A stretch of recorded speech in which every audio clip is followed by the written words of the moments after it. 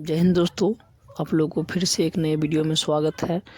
अगर आप 10वीं में हैं और सेकेंडरी स्कूल एग्जामिनेशन 2026 में देना चाहते हैं, माध्यमिक स्कूल परीक्षा, उसमें हिंदी विषय का, तो आप लोग के लिए क्लास बहुत महत्वपूर्ण है। तो चलिए हम 2026 के लिए आप लोगों को 50 ऑब्जेक्टिव बताएंगे। अगर ये क्वेश्चन आप लोग नहीं देखे तो समझिए कुछ भी नहीं देखे, समय बहुत कम है। तो 50 ऑब्जेक्टिव कराने वाले हैं। 50 ऑब्जेक्टिव रहता है और 50 ऑब्जेक्टिव रहता है, यानी बोले क्या 50 ऑब्जेक्टिव और 50 सब्जेक्टिव रहता है। तो आप लोग बता दीजिएगा 50 ऑब्जेक्टिव में कितना आपका सही होता है, समझे। कुल मिलाकर 100 नंबर का रहता है। इम्पोर्टेंट क्लास है, इसको मिस मत करिएगा। तो चलिए 50 ऑब्जेक्टिव बता 2026 उसमें भी 17 फरवरी का रहता है, उसके बारे में हम बता रहे हैं। 50 ऑब्जेक्टिव भी रहता है और विषय को भी हमको लोग कवर करेंगे, वो छोड़िए, पहले इसको हम देखते हैं। तो कुल मिलाकर 20 मिनट का वीडियो होगा। तो आप लोग सही से टाइम निकाल कर कॉपी कलम लेकर के बैठ जाइए और आप लोग को बताने के लिए हम तैयार हैं। आप लोग क्या तैयार हैं? एक बार कमेंट करके बताइएगा। तो ये 18 फरवरी का वायरल पर्सन बताने वाले, वायरल पर्सन। तो हम लोग चल दिए पर्सन की ओर। तो पहला पर्सन अब कर रहे हैं, तुरंत देख रहे हैं। 50 ऑब्जेक्टिव है, देखिएगा आप लोग को कितना होता है। पहला पर्सन ये रहा आपका, पहला पर्सन ये रहा आपका। पहला पर्सन कह रहा शुद्ध वाक्य है। तो राम ने पुस्तक खरीदी, क्या है? शुद्ध वाक्य। राम ने पुस्तक खरीदी, राम पुस्तक खरीदा, राम ने पुस्तक खरीदी। तो पुस्तक क्या है? स्त्रीलिंग है, तो खरीदी क्या होगा? पुस्तक है स्त्रीलिंग, तो खरीदी होगा। पहला क्वेश्चन का आंसर क्या होगा? राम ने पुस्तक खरीदी। राम ने पुस्तक खरीदी हो जाएगा। एक नंबर का क्या हो जाएगा? तो सी नंबर ऑप्शन हो जाएगा। एक का क्या होगा? सी होगा। चलिए अब दूसरा क्वेश्चन की ओर चलते हैं। दूसरा क्वेश्चन क्या कहता है? दूसरा क्वेश्चन ये कह रहा है, नागरी लिपि के लेखक क्या है? नागरी लिपि के लेखक क्या हो जाएंगे? नागरी लिपि के जो लेखक हैं क्या हो जाएंगे? महात्मा गांधी, विनोद कुमार शुक्ल, जैसा कि हम लोग को मालूम है अब होगा गुणाकर मूल्य, यानी ऑप्शन हो जाएगा सी। दूसरा का हो जाएगा सी। तीसरा चलते हैं, दिल बहादुर का नाम क्या है?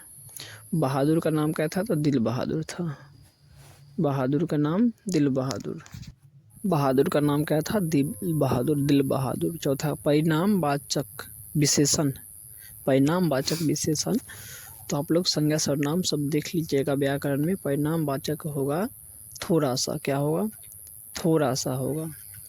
तो आप लोग को जो है एग्ज़ाम, एग्ज़ाम जो है एग्ज़ाम में, समझ गए ना, इसमें हो जाएगा सी नाम। एग्ज़ाम में 50 में ऑब्जेक्टिव देखिएगा कितना आप लोग को सही होता है। 40, 30 जितना भी हो जाए देखिएगा। 40 से देखिए कितना आएगा आप लोग को अधिक। देखिए कितना आता है। 50 ऑब्जेक्टिव रहेगा, 50 ऑब्जेक्टिव रहे तो कुल मिलाकर 100 नंबर। अगर 50 ऑब्जेक्टिव में अगर 40 भी आप कर लेते हैं तो बहुत है। तो चलिए चौथा अब आ गए हम पाँचवा। परंपरा का ज्ञान किनके लिए आवश्यक है? परंपरा का ज्ञान किनके लिए आवश्यक है? तो हो जाएगा जो देख रहे हैं पहला ऑप्शन, जो लकीर के फ़कीर हैं। तो हमें हो जाएगा सी नंबर, जो लकीर के फ़कीर न होकर क्रांतिकारी साहित्य की रचना करते हैं वो। छठा खड़ा, मछली लेकर कौन भागा था? तो मछली लेकर भागने वाला कौन था? भग्गू, संतू, बंतू, अग्गू। तो मछली लेकर जो भाग रहा था पाटे पर न कटे इसके लिए, तो हो जाएगा संतू। कौन हो जाएगा? संतू हो जाएगा। हमें अब बी नंबर ऑप्शन हो जाएगा, यानी मछली लेकर भाग कौन रहा था? तो संतू। छठा का बी हो जाएगा। आप लोग जो हैं ऐसे ही हल करते रहिए। टॉनिक वाला क्लास है ये। देखिए सतवां, हिंदी भाषा की लिपि क्या है? तो आप लोग को पता ही है, देवनागरी लिपि। क्या है? देवनागरी लिपि है। तो ऑप्शन हो जाएगा बी। चलिए, बिरजू महाराज के चाचा का नाम क्या था? तो बिरजू महाराज के चाचा का नाम था शंभू महाराज। क्या था? शंभू महाराज। जाड़शाही कहाँ थी? जाड़शाही कहाँ थी? तो जाड़शाही कहाँ थी आप लोग को पता है? रूस में। आप लोग को पता है रूस में। आप लोग कमेंट करते रहिएगा कितना आपका सही होता है। रूस में। चलिए, जारशाही कहाँ था? तो रूस में। जारशाही कहाँ थी? तो रूस में। आप लोग को हिंदी का ऑब्जेक्टिव हम वायरल करवा रहे हैं, जो परीक्षा में आएगा ही आएगा, बिल्कुल न घबराए। चलिए अब 10वां क्वेश्चन की ओर जा रहे हैं। दोहा कोश किसकी रचना है? दोहा कोश किसकी रचना है? तो सरहपाद की हो जाएगा। दोहा कोश किसकी हो जाएगा रचना? तो सरहपाद। रचना कंट्रडिक्शन, यानी ये मैथ में भी आता है, 6-7 नंबर का पूछता है, तो इसमें हिंदी में है, क्या हो जाएगा? दोहा कोश सरहपाद की, यानी ए नंबर ऑप्शन हो जाएगा। चलिए 12वां एक क्वेश्चन भाग गया वैसे। राजगृह कौन समास है? राजगृह कौन समास है? तो आप लोग समास भी देख लीजिएगा, व्याकरण में समास भी देख लीजिएगा। राजगृह कौन सा समास है? तो ये हो जाएगा तत्पुरुष, ऑप्शन ए। ये हो जाएगा ऑप्शन ए। चलिए कलम सेलेक्ट कर लेते हैं अब। ऑप्शन नंबर इसका ए हो जाएगा तत्पुरुष। चलिए अब निम्नलिखित में सर्वनाम है। सर्वनाम राजेंद्र पुस्तक में, यानी हो जाएगा इसमें मैं हो जाएगा। सर्वनाम, सर्वनाम मैं हो जाएगा। क्या हो जाएगा? सर्वनाम मैं। चलिए अब गुरु नानक किस भक्ति धारा के कवि हैं? तो गुरु नानक किस भक्ति धारा के कवि हैं? चलिए आप लोग को देखिएगा 50 में कितना सही होता है। 40 तो चलेगा, 40 रहेगा तो अच्छा है, उससे कम नहीं होना चाहिए, इसलिए प्रैक्टिस करिएगा। समय कम बचा हुआ है, मात्र 6-7 दिन अब बचा हुआ है। चलिए गुरु नानक किस भक्ति धारा के कवि हैं? सगुण भक्ति, निर्गुण भक्ति, सूफी, तो हो जाएगा हमें निर्गुण भक्ति धारा के कवि हैं, बी नंबर ऑप्शन। चलिए आगे चलते हैं। रसखान दिल्ली से कहाँ चले गए थे? रसखान दिल्ली से कहाँ चले गए थे? बिहार, पंजाब, ब्रज भूमि, वाराणसी। तो रसखान दिल्ली से कहाँ चले गए थे? आप लोग को पता होगा, ब्रज भूमि, ऑप्शन सी हो जाएगा। चलिए अब आगे चलते हैं। अमृत का पर्यायवाची है सुधा, क्या हो जाएगा इसमें? अमृत का पर्यायवाची सुधा हो जाएगा। चलिए आगे। मंगू की बड़ी बहन का नाम क्या था? मंगू, सेकंड हिंदी का है। मंगू की बड़ी बहन का नाम क्या था? कम्मो। क्या था? कम्मो। मंगू की बड़ी बहन का नाम कम्मो। 7 परी होता कथाकार है, कैसा है? तो उड़िया। क्या हो जाएगा? कथाकार उड़िया। क्या हो जाएगा इसका? उड़िया हो जाएगा, यानी उड़ीसा। कथाकार हैं, कथा जो लिखे थे, कथाकार क्या हो जाएगा? उड़िया। समझ गए? ये 18 क्वेश्चन हम लोग कर लिए 7 मिनट के अंदर। चलिए, कमर कसना मुहावरे का अर्थ है।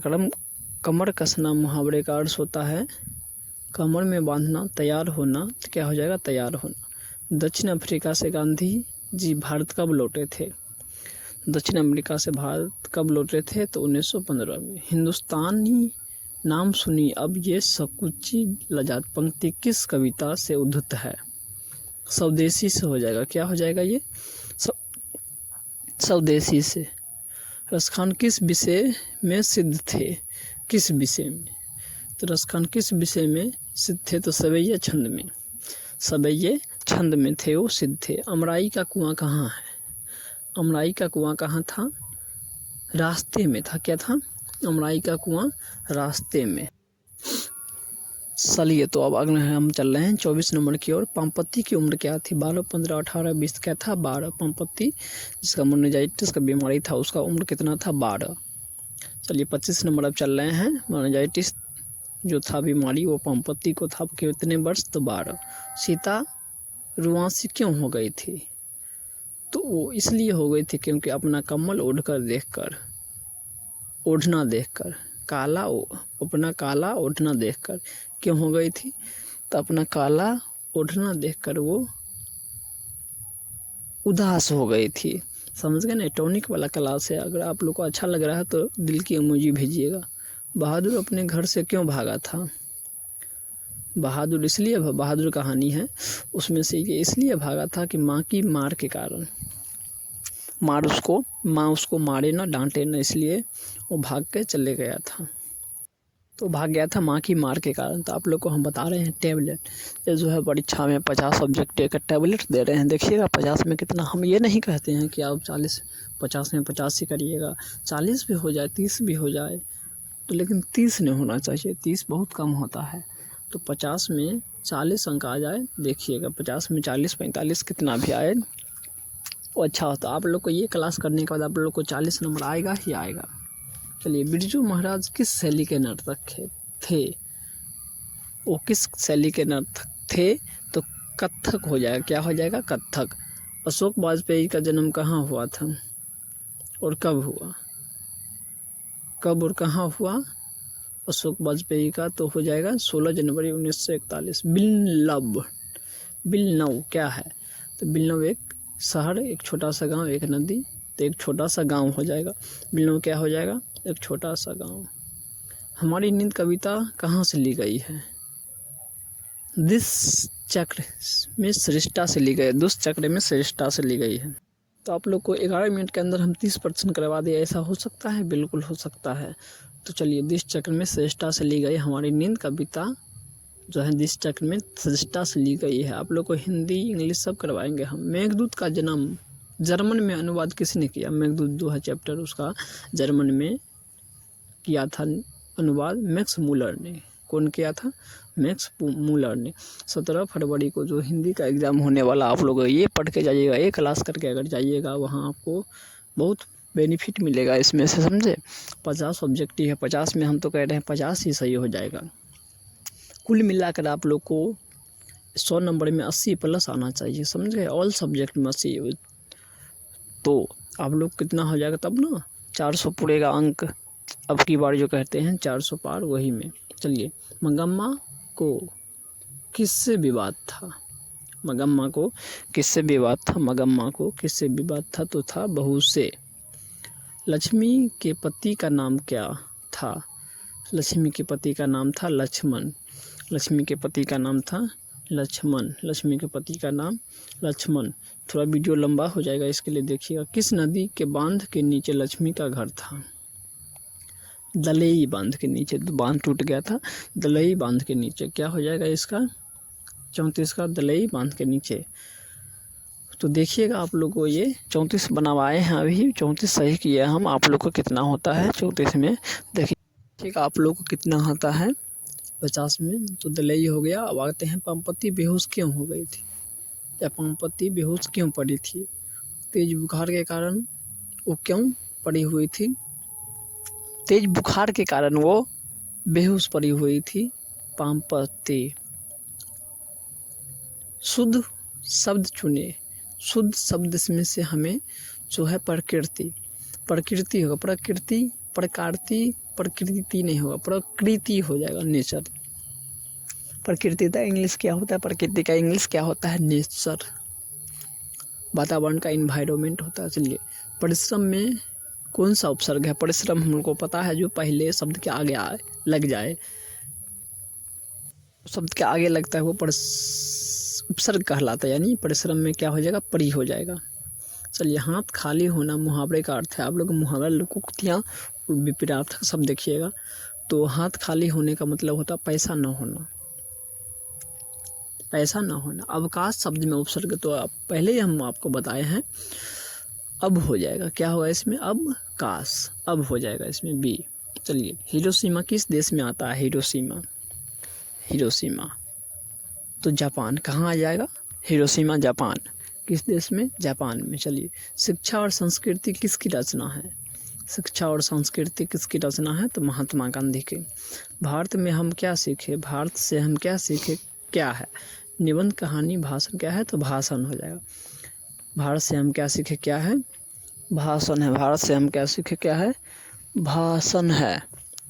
चलिए, मैक्स मूलर को वेदांतियों का वेदांती किसने कहा? रामकृष्ण परमहंस ने कहा। रामकृष्ण परमहंस ने कहा।